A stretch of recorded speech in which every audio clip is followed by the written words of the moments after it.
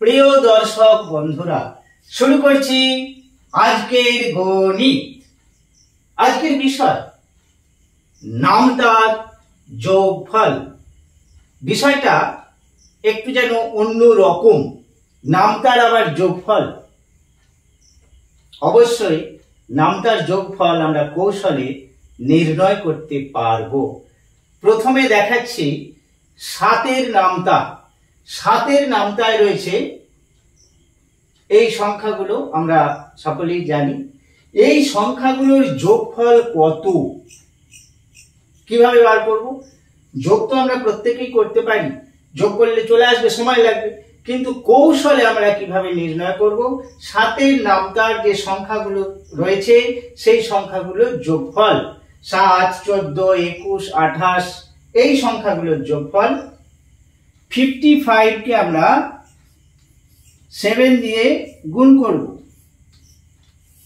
55 কে 7 দিয়ে গুণ করব, 55 কে 7 দিয়ে গুণ করব, তাহলে যা গুণফল আসবে 5 7 35 5 7 3 5 7 35 আর 3 38 385। এইটি হলো 7-এর নামতার সংখ্যাগুলির যোগফল।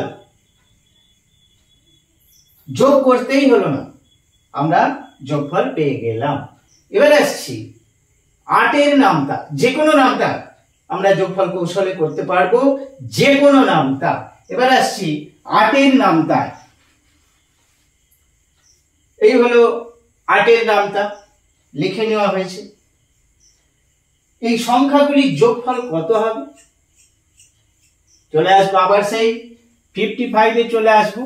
55 কে আমরা 8 দিয়ে গুণ করব। যেহেতু 8-এর নামতার সংখ্যাগুলোর যোগফল নির্ণয় করতে চলেছি, আমরা 8 দিয়ে গুণ করব।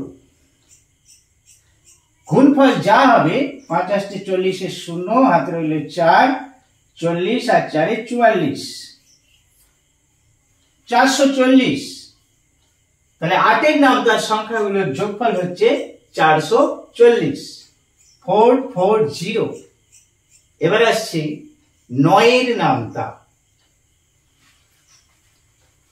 9-এর নামতাটা লিখে নিলাম। এই হলো 9-এর নামতা। এই সংখ্যাগুলো যোগ করলে কত হবে? এই সংখ্যাগুলো আমরা যদি যোগ করি কত হবে? একই নিয়ম, চলে যাব 55-এ। 55, এই 55 কে আমরা 9 দিয়ে গুণ করব। যা পাচ্ছি সেটাই হচ্ছে 9-এর নামতার সংখ্যাগুলোর যোগফল। এইভাবে যে কোনো নামতার সংখ্যাগুলোর যোগফল আমরা কৌশলে নির্ণয় করতে পারি। এই ছিল আজকের বিষয়। আবার পরবর্তী কোনো গণিত কৌশল নিয়ে হাজির হচ্ছি।